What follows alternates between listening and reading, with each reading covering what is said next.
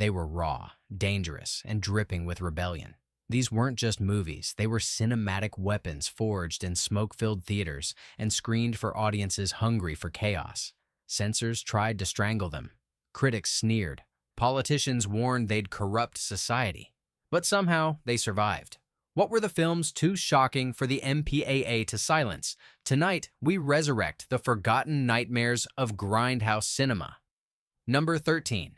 Night of the Bloody Apes, 1969. When it first slashed onto screens, Night of the Bloody Apes was branded a grotesque carnival act, not cinema. This Mexican exploitation oddity blended science fiction with wrestling theatrics, then stitched in shocking medical gore. The story followed a mad surgeon who, desperate to save his ailing son, transplanted an ape's heart into his chest. The result? A half-human, half-monster beast unleashed in the streets of Mexico City. Audiences expecting pulp thrills were ambushed by real surgical footage spliced into the drama. Eyeball surgeries, organ removals, flesh being cut away. Some whispered the filmmakers had raided medical archives to shock unsuspecting crowds. The British Board of Film Classification banned it outright, calling it obscene. The MPAA slapped it with a dreaded X rating, forcing theaters to market it like forbidden fruit. Behind the scenes, the production thrived on chaos. The director, René Cardona, was accused of exploiting Mexico's lucha libre craze, while simultaneously pushing gore cinema into uncharted territory. Critics dismissed it as barbaric trash. But word of mouth spread, "You've never seen anything like this." For young Grindhouse audiences, that was the only endorsement needed. Though it disappeared into obscurity after censors struck, VHS bootlegs revived it in the 80s, turning it into a cult relic. Today, historians credit it as one of the first international Grindhouse imports to terrify U.S. audiences. It's remembered less as a film and more as an endurance test, a grotesque experiment that proved once a shocking image hits the screen, no rating board can erase it from memory. Number 12. The Last House on the Left, 1972. It began as an indie experiment but became a lightning rod for moral panic. Wes Craven's The Last House on the Left dared to show cruelty in a way mainstream Hollywood avoided. Its story was simple. Two innocent girls abducted by sadistic drifters, their ordeal spiraling into blood-soaked revenge. Marketed with the infamous line, "To avoid fainting, keep repeating it's only a movie." Only a movie.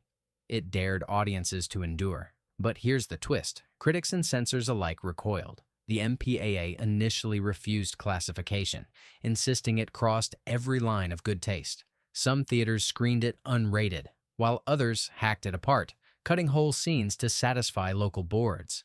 In the UK, it was banned outright, landing on the infamous Video Nasties list years later.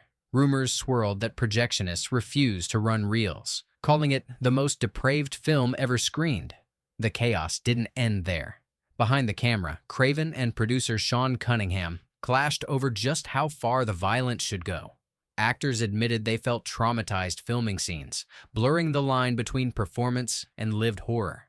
The low-budget, grainy look only added to its realism, making it feel like a snuff film to the unprepared. And yet, despite or because of the outrage, the film exploded in underground theaters. Audiences lined up not just to watch, but to test their own limits. Its legacy? It launched Wes Craven's career, reshaping horror into something far more confrontational. The MPAA could delay it, ban it, and cut it, but they couldn't erase the echo of that whispered warning. It's only a movie. Number 11. Ilsa, She-Wolf of the SS, 1975. When it slithered into grindhouses, Ilsa, She-Wolf of the SS wasn't promoted as art, it was sold as a dare. Advertised with lurid posters featuring Diane Thorne in a Nazi uniform, it promised audiences unspeakable atrocities wrapped in the trappings of forbidden history. The premise was provocative, a sadistic camp commandant conducting grotesque experiments on prisoners, all in the name of power and perverse control. Censors pounced instantly. The MPAA recoiled, insisting it was beyond classification. Canada banned it. In Europe, governments scrambled to suppress it, fearing public outrage at the exploitation of World War II horrors. Some whispered it was funded by pornographers. Others claimed reels were seized at customs. Yet the controversy only fueled ticket sales in grindhouse circuits. Behind the scenes, the chaos matched the screen. The producers, operating on a shoestring budget, shot quickly in a California ranch dressed up as a camp. Diane Thorne herself became a cult icon, praised for her commanding, terrifying performance. Crew members admitted the atmosphere was both chaotic and charged, with the filmmakers constantly pushing boundaries. Critics labeled it obscene, but audiences couldn't look away. The legacy? Ilsa spawned sequels and international knockoffs, cementing itself as one of Grindhouse cinema's most infamous franchises. For some, it represented the nadir of tasteless exploitation. For others, it became proof that once a taboo subject hits the screen, no censorship board can erase its shockwaves. Even now, its very existence sparks debate. Was it exploitation gone too far? Or the perfect embodiment of Grindhouse rebellion? Number 10. Cannibal Holocaust, 1979. Imagine a film so realistic, police arrested its director for murder. Cannibal Holocaust arrived as a found-footage nightmare, years before the format became mainstream. Ruggero Deodato's film depicted a documentary crew venturing into the Amazon where they filmed tribes and ultimately became victims of unimaginable brutality. Audiences staggered out of screenings, some vomiting, others demanding police shut it down. The MPAA slapped it with an X rating, but in many countries it was banned outright. Italy arrested Deodato, suspecting he had actually killed his cast. To prove his innocence, he was forced to parade actors onto live television. Even so, censors hacked away at the film, and rumors spread that actual animals had been harmed during production. Rumors that proved horrifyingly true. Behind the camera, chaos reigned. The director admitted he intentionally pushed actors into dangerous situations, forcing them to react with real terror. Critics blasted it as barbaric. Yet, in Grindhouse circles, it was hailed as a masterpiece of shock, a film that blurred the line between staged horror and documentary truth. The controversy was so intense that some theaters billed it as the most controversial movie ever made, which only drew larger crowds. Today, Cannibal Holocaust remains one of the most debated films in cinema history. For some, it's exploitation at its ugliest.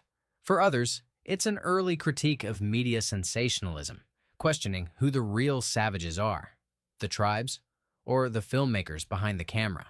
What cannot be denied is that no censor, no board, no law could erase the visceral images once burned onto celluloid. Number 9. The Texas Chainsaw Massacre, 1974. It was pitched as low-budget horror, but the Texas Chainsaw Massacre erupted into a cultural earthquake. Tobe Hooper's story of a van of teenagers stumbling into a nightmare house of cannibals was marketed as based on true events, terrifying audiences into believing it was ripped from headlines. The grainy look, oppressive sound design, and Leatherface's chainsaw roar etched themselves into nightmares forever. Censors tried everything. The MPAA forced repeated edits before granting it an R rating. Britain banned it for decades. In some American cities, police literally raided theaters to shut down screenings. Rumors swirled that it was a snuff film, or worse, a recruitment tool for real-life killers. Audiences fainted, theaters pulled it, but the buzz only grew. Behind the scenes, the production was its own horror story. Shot in blistering Texas heat, cast and crew endured grueling 16-hour days in rotting costumes drenched with sweat. Gunnar Hansen, the actor behind Leatherface, nearly suffocated under his mask. Equipment constantly broke, forcing improvisation. Yet the chaos created authenticity. Every scream and stumble felt too real to fake. Critics initially dismissed it as depraved garbage, but word of mouth transformed it into a runaway hit, grossing millions on a shoestring budget. Its legacy? It didn't just survive censorship, it reshaped horror forever, birthing the slasher subgenre and proving that terror didn't need glossy Hollywood polish. It only needed grit, fear, and, camera willing to look into the abyss. Number 8. I Spit on Your Grave, 1978. Few titles stirred more fury than I Spit on Your Grave. Released independently, it was marketed as a revenge thriller, but quickly became a lightning rod for outrage. The premise was brutally simple. A woman, assaulted and left for dead, hunts down her tormentors one by one. Audiences expecting pulp were confronted with long, harrowing stretches of unflinching violence, followed by equally brutal retaliation. The MPAA refused it multiple times, demanding cuts that gutted entire reels. Some theater chains banned it altogether. In the UK, it landed on the notorious Video Nasties list, where it stayed censored for decades. Critics like Roger Ebert condemned it as a vile bag of garbage, while others whispered that it was a secret feminist statement, showing a woman reclaiming her power in the harshest terms possible. Behind the camera, chaos fueled the controversy. Director Mir Zarchi claimed he based the story on a real incident he once witnessed. Lead actress Camille Keaton endured grueling shoots in isolated woods, her performance raw and deeply unsettling. Crew members later admitted the production blurred lines between art, exploitation, and outright cruelty. Yet in Grindhouse theaters, "I Spit on Your Grave" became a word-of-mouth phenomenon. Audiences dared each other to sit through its shocking runtime. Some walked out in protest, others stayed, whispering that they'd never seen revenge portrayed so mercilessly. Over time, the film developed a cult following, defended by some as a brutal feminist parable, reviled by others as exploitative trash. Today, its legacy remains divisive, but undeniable. Censors tried to kill it, critics tried to bury it, but the very extremity that made it infamous also cemented it as a Grindhouse immortal. It asked one haunting question: what does true justice look like when the world denies it? Number 7. Snuff, 1976. Some films earn notoriety. Snuff manufactured it. Originally shot in Argentina as a low-budget thriller called Slaughter, it was rebranded by American producers who tacked on a final, crudely filmed scene showing a woman allegedly being killed on camera for real. Promoted with the tagline, "The film that could only be made in South America, where life is cheap," it became an instant scandal. Rumors spread like wildfire. Was it an actual snuff film? Newspapers debated, politicians raged, and moral watchdogs demanded investigations. The MPAA rejected it outright, refusing to certify a film it considered a hoax. Police departments in several cities raided screenings, but every attempt to suppress it only fueled curiosity. Lines wrapped around blocks filled with people desperate to see the banned movie. Behind the scenes, chaos reigned. The snuff ending had been staged in New York on a shoestring budget with amateur actors, yet audiences weren't convinced. Some swore they had seen real blood, real murder. Producers fanned the flames, refusing to deny the rumors. Grindhouse theaters thrived on the controversy, turning Snuff into a box office success despite its otherwise clumsy filmmaking. The legacy of Snuff is twofold. On one hand, it cemented the urban legend of real murder captured on film. On the other, it revealed the power of Grindhouse marketing, where rumor and scandal mattered more than craft.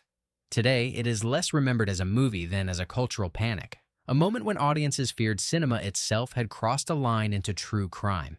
It left behind a chilling reflection. In an era of exploitation, the most terrifying images aren't always what's on screen. They're the doubts planted in the viewer's mind. Number 6. Mark of the Devil, 1970. Billed as the most horrifying film ever made, Mark of the Devil didn't just push boundaries, it shredded them. This West German exploitation shocker chronicled witch hunts in the 17th century, unleashing scenes of torture, burning, and barbarism that had audiences screaming in protest. Posters dared viewers to watch, while theaters handed out vomit bags as a gimmick. The MPAA tried to cut it into submission, but even in watered-down versions, the film was too much for some markets. Britain delayed its release, certain it would ignite moral outrage. Religious groups denounced it for blasphemy, while parents' organizations demanded it be outlawed entirely. Rumors spread that actors had suffered real injuries on set. Behind the scenes, production was a battlefield. Actors later described the filming as grueling, with long hours in freezing conditions and effects work that pushed them to physical extremes. Director Michael Armstrong clashed with producers, who demanded more gore to guarantee profit. Critics were appalled, but Grindhouse audiences devoured it, making it one of the era's most successful exploitation imports. Its aftermath is legendary. Banned, censored, and chopped apart for television, the film still thrived on bootlegs and midnight screenings. Its tagline, "Positively the most horrifying film ever made," became both marketing hype and cultural prophecy. Today, historians view it as a pivotal example of Euro horror crossing into American grindhouses, testing the MPAA's limits. The haunting truth? No censor board could silence its echo. Once audiences saw humanity's cruelty turned into spectacle, the scars remained. Proof that exploitation cinema could terrify not just with monsters, but with history itself. Number 5. Blood Feast, 1963, reissued through the Grindhouse boom. Though technically released earlier, Blood Feast found new life in grindhouses throughout the late 60s and 70s, where it was hailed as the grandfather of gore. Directed by Herschel Gordon Lewis, this shoestring horror tale followed a deranged caterer who murdered women to prepare a ritualistic feast. Audiences expecting campy thrills instead encountered grotesque imagery. Tongues ripped out, limbs hacked, blood pouring in buckets of crimson syrup. When the MPAA attempted to corral the film in later years, they struggled. There was no precedent for its level of violence. Mainstream theaters refused to screen it, but grindhouses welcomed it with open arms, capitalizing on its shock value. Police raided screenings, labeling it obscene. Some theaters used ambulances parked outside as part of their promotions, claiming patrons would faint from the carnage. Behind the camera, Herschel Gordon Lewis was unapologetic. He boasted about making the first splatter film and reveled in the chaos it caused. Critics were horrified, dismissing it as trash cinema, while fans whispered about scenes too extreme for even the most hardened viewer. The low budget only added to its unsettling aura. It looked raw, cheap, and disturbingly real. Its legacy? Blood Feast became the spark that ignited an entire subgenre. It inspired countless imitators, each trying to outdo its extremity. For grindhouse audiences, it was a badge of honor. If you'd survived Blood Feast, you were part of an exclusive club of the initiated. Today, it stands as proof that once a film pushes through censorship, no matter how crude, it can redefine an entire landscape. Number 4. Thriller, A Cruel Picture, 1973. Also known as They Call Her One Eye, this Swedish exploitation shocker carried a reputation so extreme that even grindhouse audiences were caught off guard. The story followed a young woman brutalized by traffickers who exacts revenge with cold precision, armed with martial arts, firearms, and, in its most iconic moment, a sawed-off shotgun. The MPAA had no tolerance. In the US, reels were hacked to ribbons, entire sequences excised before it could be shown. Yet, in grindhouses, uncensored prints circulated underground, passed hand-to-hand like contraband. The marketing leaned into its controversy, with lurid posters proclaiming it the movie that goes beyond revenge. Some audiences whispered it was too shocking, even for hardened fans. Production was turbulent. Director Bo Arne Vibenius fought with financiers, who demanded scenes of extreme cruelty to ensure profitability. Christina Lindberg, the actress at its center, became a cult icon, her haunting eye patch symbolizing both vulnerability and vengeance. Critics dismissed it as obscene, but its balletic slow-motion revenge sequences inspired later filmmakers, most famously Quentin Tarantino, who cited it as a key influence on Kill Bill. Its aftermath is haunting. Thriller remains banned in several countries even today, its uncut versions resurfacing only in collector circles. For audiences who braved it, the film felt like stepping into a forbidden archive of cinema, an endurance test of both morality and stomach. It showed that exploitation didn't just shock, it could engrave unforgettable images of defiance and rage. Number 3. Faces of Death, 1978. No film blurred fact and fiction quite like Faces of Death. Marketed as a documentary, it presented a collage of real and staged death scenes, daring audiences to guess which was authentic. Its narrator calmly guided viewers through executions, accidents, rituals, and disasters, creating an atmosphere both clinical and chilling. For many, it wasn't entertainment, it was a dare. The MPAA recoiled instantly. The film was denied certification, forcing it into grindhouses where it became a phenomenon. In Britain, it joined the infamous Video Nasties list, banned for years. Rumors swirled endlessly. Were the deaths real? Had the filmmakers broken laws to capture them? Some viewers swore they had witnessed genuine executions. Police in multiple countries investigated, though the truth, carefully staged effects mixed with actual footage, remained ambiguous. Behind the curtain, chaos defined the production. Director John Allen Schwartz shot on a tight budget, splicing together staged effects with licensed stock footage. The cast and crew were sworn to secrecy, fueling the myth that the film was genuine. Critics tore it apart as tasteless exploitation, but in Grindhouse circles, it became a rite of passage, whispered about in hushed tones as the film that makes you sick. The aftermath was astonishing. Despite bans, Faces of Death spawned sequels and became one of the most rented VHS tapes of the 80s, thriving in the underground market. Its legacy stretches further. It anticipated the internet age of shock videos, where reality and performance blur into disturbing spectacle. The haunting truth? The MPAA could refuse it, but once seen, those images, real or staged, could never be unseen. Number 2. Mondo Cane, 1962.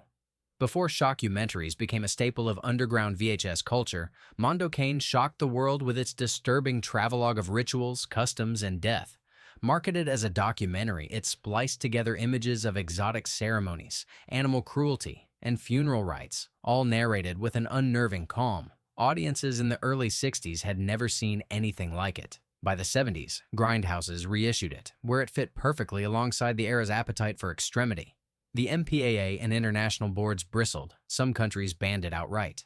In America, it scraped by with an X rating, though many theaters refused to screen it. Critics accused it of being exploitative anthropology, a carnival of misery dressed as journalism. Others defended it as truthful cinema, though few could deny its voyeuristic edge.